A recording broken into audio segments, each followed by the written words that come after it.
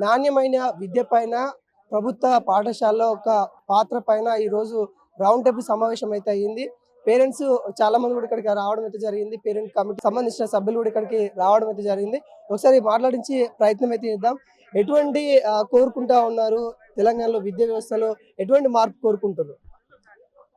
ఎటువంటి మార్పు అంటే అసలు ఇప్పటి వరకైతే మార్పు అన్నదే లేదు. వస్తున్నారు రాజకీయాలు వస్తున్నారు, వాళ్ళు హామీలు అడ్డగోలు హామీలు ఇస్తున్నారు కానీ పూర్తి చేసింది అయితే ఇప్పటి వరకు గత 20 సంవత్సరాల నుంచి కూడా పూర్తి చేసిన పాలకుడు అయితే ఇంతవరకు కనిపించలేదు.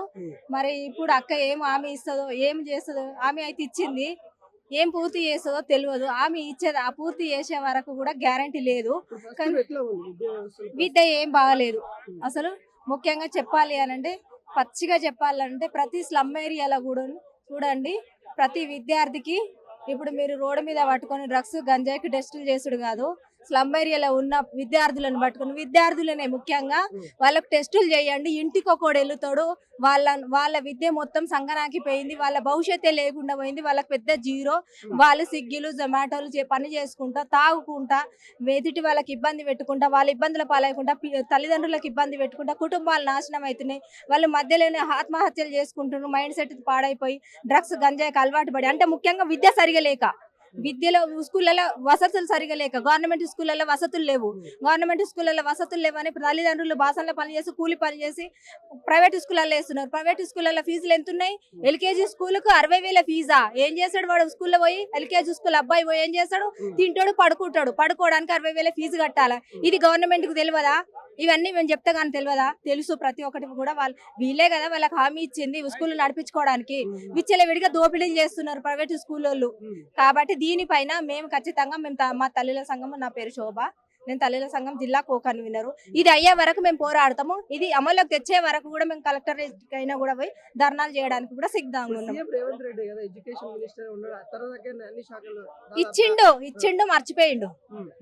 మేము గుర్తు చేస్తాం పదే ఇదే ప్రెస్ క్లబ్ లో కూడా మీటింగ్లు పెడుతున్నాం, గుర్తు చేస్తున్నాం. కానీ ఇంకా అతని వరకు కూడా వెళ్ళలేదు. ఈ మెసేజ్ వెళ్ళిందా మరి వెళ్ళలేదా? వెళ్ళినాక కూడా మర్చిపోయిండు హామీ ఇచ్చిండు, ఇచ్చి మర్చినట్టు మర్చిపోయింది. కానీ ఇప్పటికైనా కూడా ఈ ప్రెస్ వాళ్ళ ద్వారా కూడా తెలుసు. చాలా మంది కూడా వాళ్ళ బంగారం తాళి పూసలు కూడా తాకట్టు పెట్టుకునే పరిస్థితి కనిపిస్తా ఉంది ఇక్కడ ప్రైవేట్ విద్యా వ్యవస్థలో. నేను చెప్పేది అదే, తల్లిదండ్రులుగా మేము పుస్తెల తాళ్ళు, బంగారము, కమ్మలు, ప్రతి ఒక్కటి బిందెలు సర్వాలు గిరి పెట్టుకొని ఫీజులు కట్టిన రోజులు కూడా ఉన్నాయి.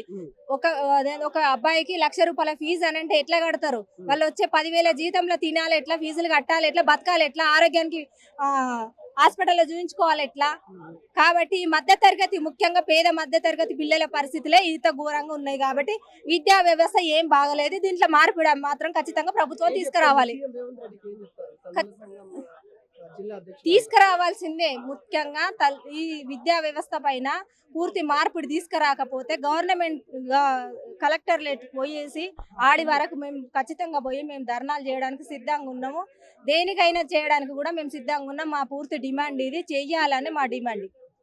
మేడం, ప్రధానంగా ఎటువంటి మార్పు వస్తే విద్యా వ్యవస్థ బలోపేతం అవుతుంది?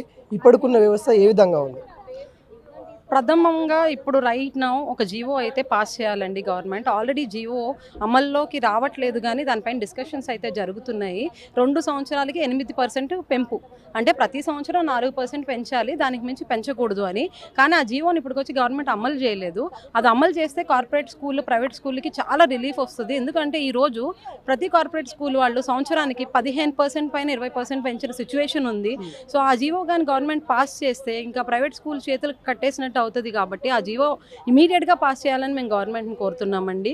అండ్ రైట్ నౌ విద్యా సంస్థ ఎట్లా వెళ్ళిపోయిందంటే ఇది ఒక వ్యాపారంలా తయారైందండి. ఒకప్పుడు విద్య అనేది ఎంతో గౌరవంగా భావిస్తున్నాం, అలాంటిది ప్రతి ఒక్కరు ఒక వ్యాపారం చేయాలంటే ఒక స్కూల్ని ఓపెన్ చేసుకుంటే అది ఒక మంచి వ్యాపారం అనే యాంగిల్లో ఆలోచిస్తున్నారు. సో ఆ ధోరణి మారాలి. ఎందుకనంటే విద్య అనేది ఎంతో విలువైనది, అలాంటి దాన్ని ఒక వ్యాపారంలా వాడుకోవడం అనేది చాలా బాధాకరం ఈరోజు. అందుకని గవర్నమెంట్ ఇమీడియట్గా ఇంటర్ఫియర్ అయ్యి దానిపైన జీవోలు పెట్టాలి. ప్లస్ ఫీ రెగ్యులేషన్స్ కానివ్వండి, ఉన్నత విద్య, క్వాలిటీ ఎడ్యుకేషన్ అనేది కానివ్వనండి, అది చాలా ఇంపార్టెంట్. అది గవర్నమెంట్ స్కూల్లో కానీ ప్రైవేట్ స్కూల్లో కానీ ఏదైనా కూడా గవర్నమెంట్ ఇంటర్ఫీరెన్స్ అయితే చాలా ఇంపార్టెంట్ ఈరోజు. ఎందుకనంటే ప్రతి కార్పొరేట్ స్కూల్లో, గవర్నమెంట్ ప్రైవేట్ స్కూల్లో ఈరోజు ఎడ్యుకేషన్ పేరిట వాళ్ళే యూనిఫామ్ సప్లై చేస్తున్నారు, వాళ్ళే బుక్స్ సప్లై చేస్తున్నారు. అండ్ ఇది ఒక కంపల్సరీ అయిపోయింది. ఇప్పుడు నేను యాజ్ అ పేరెంట్ నేను బయట స్కూల్ బుక్స్ కొనుక్కోవడానికి లేదు. అది ఇష్టం, మా ఇష్టం, మేము బయట కొనుక్కుంటామంటే లేదు, స్కూల్లోనే కొనుక్కోవాలి. అండ్ బయట తో కంపేర్ చేసుకుంటే స్కూల్లో బుక్స్ కాస్ట్ చాలా ఎక్కువ, యూనిఫామ్స్ కాస్ట్ చాలా ఎక్కువ ఉంది. అదొక కండిషన్ అయిపోయింది. ఇంకా ప్రతి మిడిల్ క్లాస్ పేరెంట్, ఒక మిడిల్ క్లాస్లో ఇద్దరు పనిచేస్తేనే కానీ ఒక స్టూడెంట్ని చదివించలేని పరిస్థితిలో ఈరోజు ఉన్నామండి మనం. ఎందుకనంటే ఇద్దరు పేరెంట్స్ వర్క్ చేయాల్సి వస్తుంది. కార్పొరేట్ ఫీ ఈరోజు రేపు మినిమం స్కూల్ ఫీజులో 2 లక్షల నుంచి 10 లక్షల వరకు దాటుతున్న పరిస్థితి ఉందండి. ఇద్దరు పేరెంట్స్ వర్క్ చేయాల్సి వస్తుంది.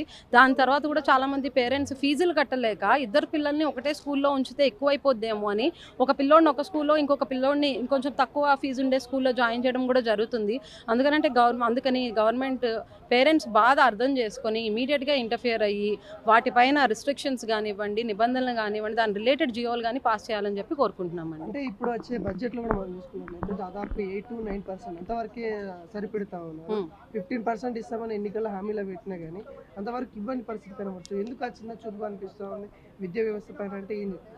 విద్యా వ్యవస్థ పైన చిన్న చూపు అని అంటే ఈరోజు మరి మనం చూసుకుంటే చాలా కార్పొరేట్ స్కూల్స్ కానీ ప్రైవేట్ స్కూల్స్ కానీ 70% ఆఫ్ ద స్కూల్స్ మనకు తెలిసిందే కానీ పాలిటీషియన్స్ చేతిలో ఉన్నాయనండి. ఎందుకనంటే ఏదైనా జీవో పాస్ చేయాలన్నా కూడా ఇప్పుడు రన్నింగ్ గవర్నమెంట్ రిలేటెడ్ పీపులే అందులో ఉంటే ఏదైనా జీవో పాస్ చేయాలన్నా కూడా గవర్నమెంట్ చాలా ఆలోచిస్తుంది. అందుకని దాని మీద చిన్న చూపు జరుగుతుంది. మన రాష్ట్రంలో పుష్కలంగా బడ్జెట్ ఉన్నా కూడా గవర్నమెంట్కి విద్యా వ్యవస్థ కానీ లేదనంటే ఈ మెడికల్లో కానీ పెట్టడానికి అంత ఆలోచిస్తుంది అని అంటే చాలా బాధాకర విషయం. అందుకని ఏ గవర్నమెంట్ వచ్చినా మేము ఇప్పుడు కూడా ఏ గవర్నమెంట్ మీద ఎగైనెస్ట్ కాదండి. మేము we are fighting for better future of kids. అది మా కిడ్స్ అని కాదు, ఎంతమంది అయితే పిల్లలు ఉన్నారో వాళ్ళ బంగారు భవిష్యత్తు కోసమే మేము ఫైట్ చేస్తున్నాము.